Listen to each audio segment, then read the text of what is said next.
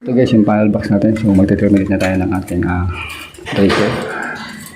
So set up na natin guys yung ating breaker dito. Ayan. So ito po yung mga materials natin.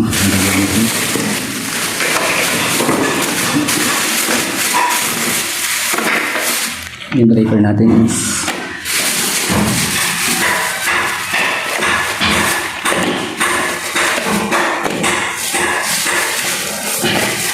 guys, dari 15, 20, tsaka yung main natin na 40 amps. So pinaka-main natin, ayan. Tapos number 12, number 8, tapos number 14 wire. Ayan. So yun guys, umpisa na natin.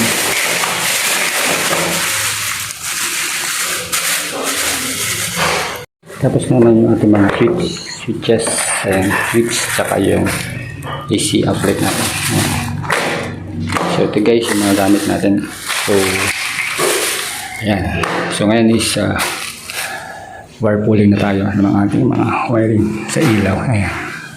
So yun guys, umpisa na natin. 1 hour later. So yun guys, intermediate natin yung wiring natin para sa SPO natin sa aircon, tapos yung outlet natin. Kasi guys, lahat ng wiring ng CO natin is dumaan sa taas. Kasi late na po sila nagpalagay nung nag-flooring sila dito sa lalim. So lahat po ng CO natin ay dumaan sa taas. So nandito yung ayun guys. So yun guys, naka-splice na tayo. So naka-prepare na tayo yung 4 na pin light. Ayan. Tapos yung central light niya guys. Ayan. So ang susunod lang natin gagawin is maglagay lang tayo ng switch.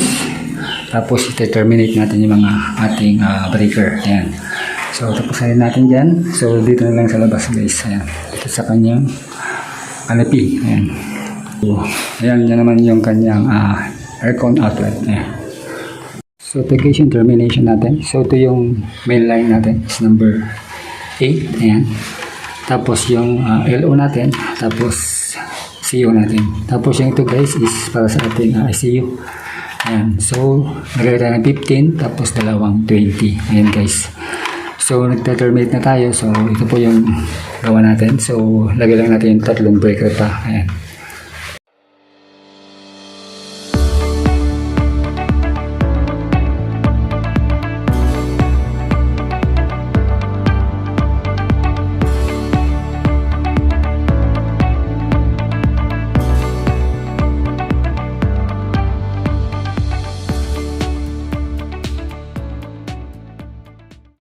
So ito guys, na-terminate na natin yung ating line. So ito yung main natin, aircon, LO, saka CO. Ayan.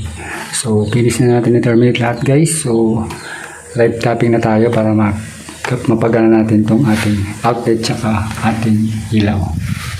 So guys, na-tap na natin sa main line. So check natin kung meron na siyang voltahe. Ayan. So dito sa input guys, ayan.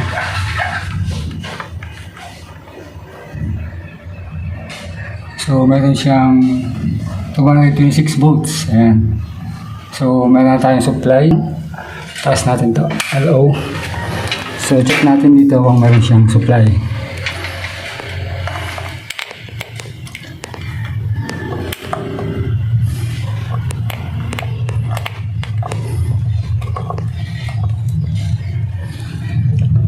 So, yun guys, meron siyang 226 volts. Ayan. So, okay na yung supply natin. Ito guys, yung ilaw na kakabit natin. Ayan. Ayan, Duma. So, downlight na surface mounted type. Ayan. So, dito natin ikabit guys. Ayan. So, guys, ayun. Umpisan natin. Tapos, meron din tayo isang pendant light na ikakabit. Ayan.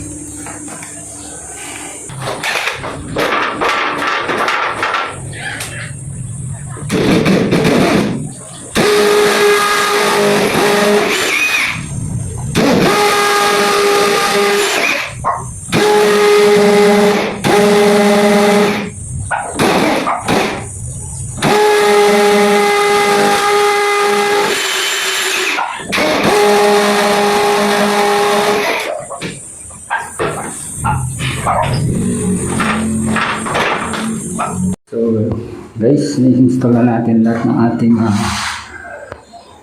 ayan.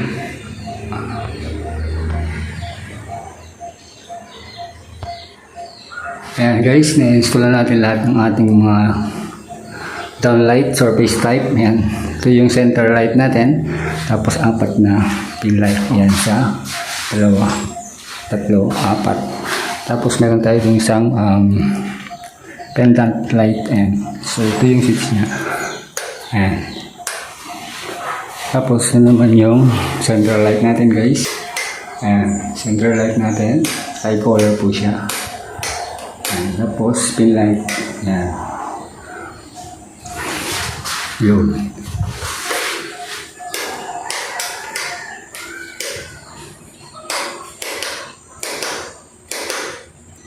Tapos ito naman yung ating ilaw sa ating canopy sa labas. Ayan. So, okay na lahat guys. Gumagana na. Ayan. Yung outlet natin ng aircon. Outlet yan. Dito. Doon. Switch. Ayan. Ka-outlet natin doon guys.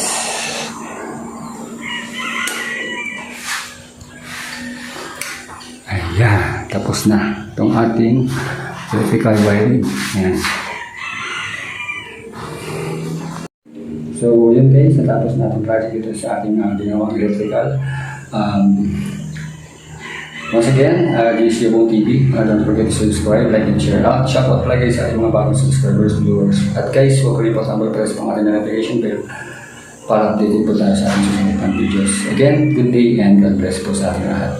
Guys, ang ating Facebook page, Yabong 74. Bye-bye.